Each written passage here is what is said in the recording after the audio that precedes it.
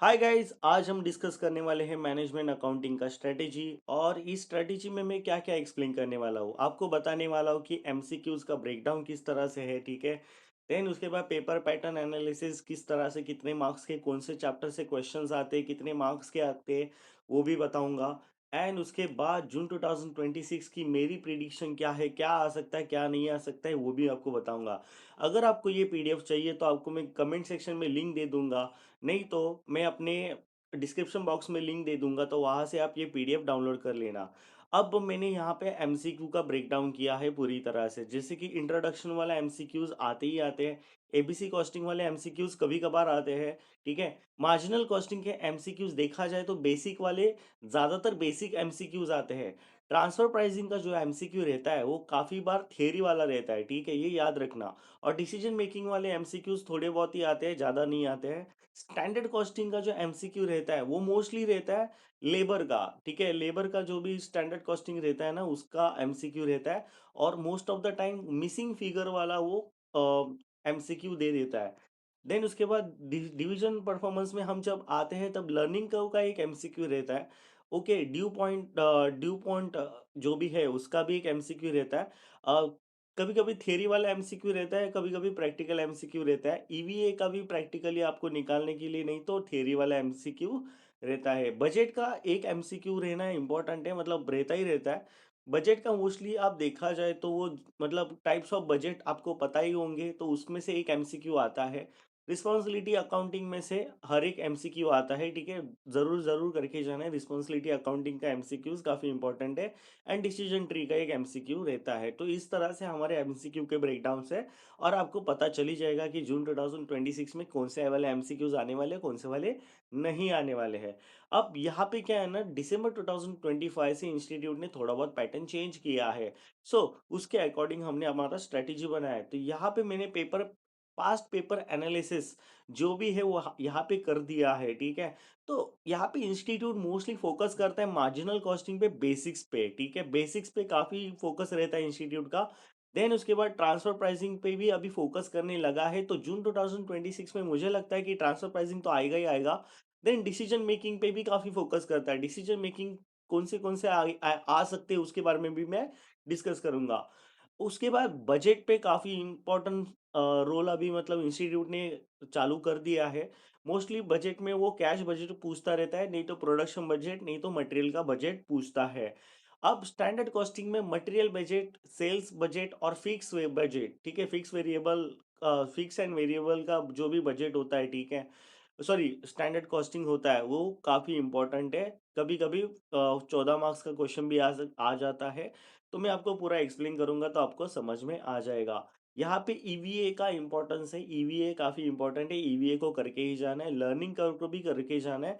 और हाँ, थियरी आता है। थियरी कौन सा आता है, तो वो जो होता है ना, स्कोर कार्ड वाला क्वेश्चन है, वो वाला थियरी आ सकता है। और ड्यू पॉइंट एनालिसिस का भी एक मतलब क्या बोलते हैं उसको, प्रैक्टिकल क्वेश्चन आ सकता है, तो वो करके जाना है, ठीक है। डिविजनल परफॉर्मेंस पूरा करके जाना है, जिससे कि आपके 14 आउट ऑफ 14 कंफर्म हो जाए। और आप यहाँ पे देख सकते हो decision tree and responsibility accounting, इसमें से 7 7 मार्क्स के आ ही जाते हैं। अब हम डिस्कस करते हैं तो जून 2026 में क्या किया जाए, जिससे कि हमको 60 प्लस नहीं तो 50 तो मिल ही जाएंगे आराम से। तो मेरा ये स्ट्रेटेजी रहता है हमेशा से कि आपने पेपर पैटर्न को समझो और उसी हिसाब से क्या करो, टारगेट करो, ठीक है। उसी हिसाब से हमको टारगेट करना होता है। यहाँ पे मैंने क्या किया, क्वेश्चन नंबर 2 में हमको क्या करना है, थियरी का जो भी चैप्टर 1 है वो थियरी करके जाना है, ठीक है। क्योंकि चैप्टर 1 छोटा है, इंट्रोडक्शन वाला पार्ट है, रिपीटेड क्वेश्चन ज्यादा होते हैं और करने में भी इजी पड़ता है, कुछ भी ठोक के आ सकते हैं हम लोग। देन उसके बाद एबीसी कॉस्टिंग।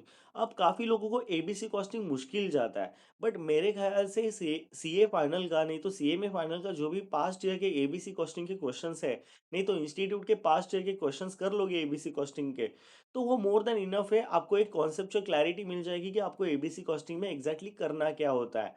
तो आपको पता होना चाहिए कि एबीसी कॉस्टिंग इंपॉर्टेंट है, अदरवाइज बाकी के चैप्टर्स थोड़े बहुत हार्ड हो जाते हैं। But ABC costing is the most important and करके ही जाना है। उसके बाद में क्वेश्चन नंबर 3 के ए पार्ट में मार्जिनल कॉस्टिंग का बेसिक क्वेश्चन भी आ सकता है, डिसीजन मेकिंग वाला क्वेश्चन भी आ सकता है। अब मैं बेसिक वाला क्वेश्चन किसको बोलता हूँ, तो ब्रेक इवन पॉइंट निकालने का, नहीं तो मार्जिन ऑफ सेफ्टी निकालने का, डिजायर्ड प्रॉफिट निकालने का, मिनिमम नंबर, सॉरी क्या बोलते हो वो ब्रेक इवन पॉइंट का, ब्रेक इवन पॉइंट का क्या नंबर में निकालने का, यूनिट्स में निकालो, नहीं तो वैल्यू में निकालो। उस तरह के क्वेश्चंस पूछते हैं जो कि बेसिक क्वेश्चन होते हैं, जो कि हमारे सीए में इंटर ग्रुप वन में जो कॉस्टिंग होता है उसमें भी पूछे जाते हैं। अब डिसीजन मेकिंग में कौन से क्वेश्चन पूछे जाएंगे, तो मेक और बाय वाला क्वेश्चन पूछा जा सकता है, प्रपोजल एक्सेप्ट करे या ना करे वो वाला क्वेश्चन पूछा जा सकता है, और की फैक्टर वाला एक क्वेश्चन है ये वो पूछा जा सकता है, और कभी-कभी प्राइस डिटर्मिनेशन वाला। मतलब ओवरऑल देखा जाए तो आपको मार्जिनल कॉस्टिंग का पूरा चंक आना चाहिए, थोड़ा बहुत समझना चाहिए। अब ये जो डिसीजन मेकिंग वाला जो क्वेश्चन है मार्जिनल कॉस्टिंग का, वो कहाँ से आता है? तो सब कुछ जो भी है वो पास्ट ईयर से आता है। आपने 10 अटेम्प्ट के, ठीक है, मतलब 2016 के अटेम्प्ट से लेके अभी तक के अटेम्प्ट के अगर आपने कर लिए ना, तभी भी इनफ है, कोई इश्यू नहीं आएगा आपको, मतलब सॉल्व करने के लिए मार्जिनल कॉस्टिंग के क्वेश्चंस। देन ट्रांसफर प्राइसिंग का क्वेश्चन जो है वो कंपल्सरी है, वो आएगा ही आएगा, डेफिनेटली आएगा, ऐसा नहीं है कि नहीं आएगा, वो डेफिनेटली आएगा। देन क्वेश्चन नंबर 4 ए, वही मैंने बोला मार्जिनल कॉस्टिंग का क्वेश्चन आएगा, एक्सेप्ट और रिजेक्ट और डिसीजन बेसिस पे जो भी क्वेश्चन रहता है वो आ सकता है। ठीक है, अब इंस्टीट्यूट क्या कर सकता है, क्वेश्चन नंबर 3 ए में क्या करेगा, वो बेसिक वाला देगा, ट्रांसफर प्राइसिंग वाला बी पार्ट में देगा। देन क्वेश्चन नंबर 4 ए में क्या करेगा, एक्सेप्ट और रिजेक्ट वाला डालेगा, और क्वेश्चन नंबर 4 के बी पार्ट में वो डाल सकता है प्रपोजल एक्सेप्ट करे या ना करे, या फिर मेक और बाय, मतलब ये हम प्रोडक्ट पर्टिकुलर चीज बनाए या फिर नहीं बनाए, वो वाला क्वेश्चन भी यहाँ पे डाल सकता है। तो उसकी प्रैक्टिस आपको करनी है, और बुक के क्वेश्चंस और पास्ट ईयर के क्वेश्चंस आपको ध्यान से करने हैं। अब स्टैंडर्ड कॉस्टिंग में वो 14 मार्क का पूरा बड़ा वाला क्वेश्चन भी डाल सकता है, या फिर वो ऐसा छोटा छोटा करके भी डाल सकता है। तो मोस्टली वो छोटा छोटा क्वेश्चन डाला तो फिक्स ओवरहेड का जो क्वेश्चन रहता है वो फिक्स रहता है, ठीक है, उसमें कोई चेंजेस नहीं है। और सेकेंड पार्ट वो प्रायोरिटी देता है मटेरियल कॉस्टिंग को, सॉरी मटेरियल के स्टैंडर्ड कॉस्टिंग को, वो क्या देता है, ज्यादा इंपॉर्टेंस देता है, तो वो वाला आपको करके जाना है। देखो सीए में इंटर ग्रुप वन में हमने किया था मटेरियल का, बट अभी भी करना इंपॉर्टेंट है। और हाँ, मटेरियल की जगह पे लेबर भी करके जाना है, क्योंकि लेबर का एमसीक्यू में पूछा जाता है।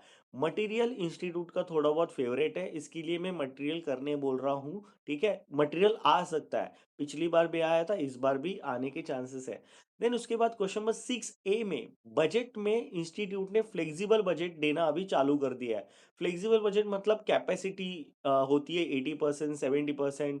तो इंस्टीट्यूट चाहता है कि आप पूरा मतलब डाइवर्सिफाई वे में आप पढ़ाई करो, और उसके अकॉर्डिंग आप क्वेश्चन सॉल्व करना चालू करो। तो फ्लेक्सिबल बजट काफी वक्त से पूछ नहीं रहा था, इंस्टीट्यूट इंस्टीट्यूट को नहीं मिल रहा था पूछने के लिए, because of 14 marks of question पे 14 मार्क का क्वेश्चन रहता था मार्जिनल कॉस्टिंग का, इसकी वजह से।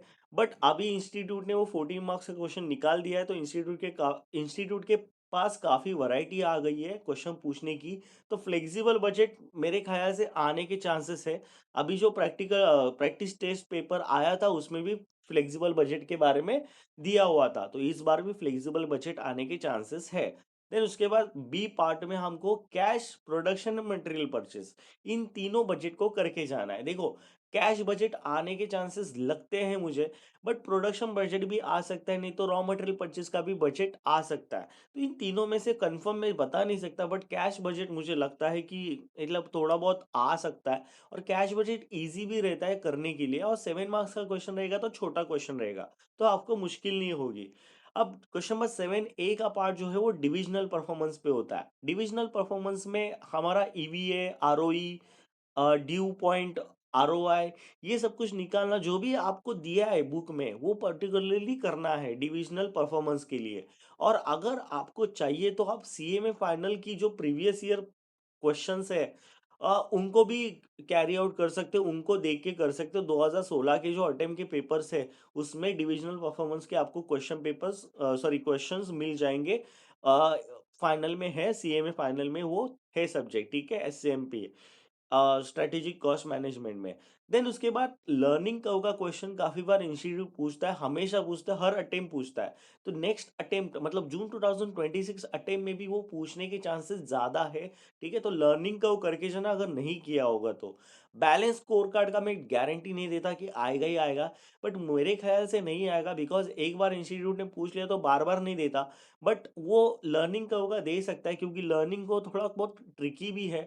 समझने के लिए भी थोड़ा दिमाग चाहिए। अगर आपके पास दिमाग होगा तो आपको आएगा, अदरवाइज़ नहीं आएगा।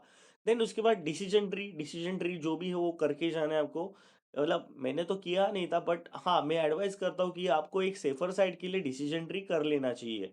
एंड देन रिस्पॉन्सिबिलिटी अकाउंटिंग का थियरी। तो जिसको थियरी अच्छा लगता है, जिसको थियरी करने को ईज़ी पड़ता है तो उसने रिस्पॉन्सिबिलिटी अकाउंटिंग करना चाहिए। अदरवाइज़ रिस्पॉन्सिबिलिटी अकाउंटिंग का थियरी काफ़ी ज़्यादा है। अगर आप ठोक के लिख सकते हो तो लिखो, अदरवाइज़ ये छोड़ सकते हो। तो मेरे अकॉर्डिंग कौन से क्वेश्चंस अटेंड करने चाहिए? मेरे अकॉर्डिंग क्वेश्चन नंबर 2 को अटेंड करना चाहिए, क्वेश्चन नंबर 5 को अटेंड करना चाहिए, क्वेश्चन नंबर 6, 7 इन क्वेश्चंस को हमको क्या करना है? अटेंड करना है। ये 3 क्वे 4 क्वेश्चंस को हमने अटेंड करना है। अब बचा 1 क्वेश्चन, तो 1 क्वेश्चन आपके मर्ज़ी का, आप कौन-सा भी अटेंड कर सकते हो। मेरे ख़्याल से मार्जिनल कॉस्टिंग में जो भी ईज़ी वाला क्वेश्चन होगा, उसको ही आप सिलेक्ट करना। अगर आपका ट्रांसफर प्राइसिंग अच्छा है, आपको अच्छे से सम आते हैं और हाँ, ट्रांसफर प्राइसिंग में बुक का ही क्वेश्चन आएगा, उसके बाहर के क्वेश्चन नहीं आते हैं ज़्यादातर। अगर आपको बाहर के करने भी है, तो सीएमए फाइनल के क्वेश्चंस कर लेना ट्रांसफर प्राइसिंग के, आपको आ जाएगा, ठीक है? तो ट्रांसफर प्राइसिंग के भी वेरिएशंस नहीं है, थोड़े बहुत वेरिएशंस है बस दैट्स इट, उससे ज़्यादा वेरिएशंस नहीं है। तो मेरे ख़्याल से मार्जिनल कॉस्टिंग जो है, वो एक क्वेश्चन होना चाहिए उसमें से या फिर आपको मार्जिनल कॉस्टिंग काफ़ी अच्छा लगता है, काफ़ी ईज़ी पड़ता है आपको तो मार्जिनल कॉस्टिंग के आप क्वेश्चन कर सकते हो। तो मेरे अकॉर्डिंग मेरा ये बेस्ट ऑफ 5 है, ठीक है? बाकी मेरे को डिसीजन ट्री और रिस्पॉन्सिबिलिटी अकाउंटिंग क्यों नहीं लिया मैंने? Because the reason is that कि भाई रिस्पॉन्सिबिलिटी अकाउंटिंग में काफ़ी थियरी है। तो थियरी के अलावा मैं डिविज़नल परफॉर्मेंस में अपना मतलब दिमाग लगाऊँगा, नहीं तो स्टैंडर्ड कॉस्टिंग में अपना ज़्यादा दिमाग लगाऊँगा, ठीक है? अदरवाइज़ बजट के लिए मैं ज़्यादा तैयारी करूँगा। तो इसकी वजह से मैंने क्या किया, मैंने responsibility accounting and decision tree को निग्लेक्ट किया एंड बाकी के ये जो 4 क्वेश्चन्स हैं वो कन्फर्म मैंने मेरे हिसाब से बता दिए कि अगर मैं होता तो यही अटेंड करता। एंड मैंने एक्चुअल में भी मैंने जब भी पेपर दिया था दिसंबर 2024 में तो मैंने यही 4 क्वेश्चन्स को पहले अटेंड किया था, उसके बाद में ही मैंने एक मार्जिनल कॉस्टिंग का कुछ तो क्वेश्चन था, कोई वो चूज़ किया था एंड वही करके गया था। That's it from my side. अब बस इतना ही है मेरे पास। और हाँ, नेक्स्ट स्ट्रैटेजी मैं टैक्सेशन की लाऊँगा कल, तो तैयार रहना टैक्सेशन के लिए और ये पीडीएफ ज़रूर डाउनलोड करना और आपके फ्रेंड्स के साथ भी सेंड करना, ठीक है? Thank you, bye-bye.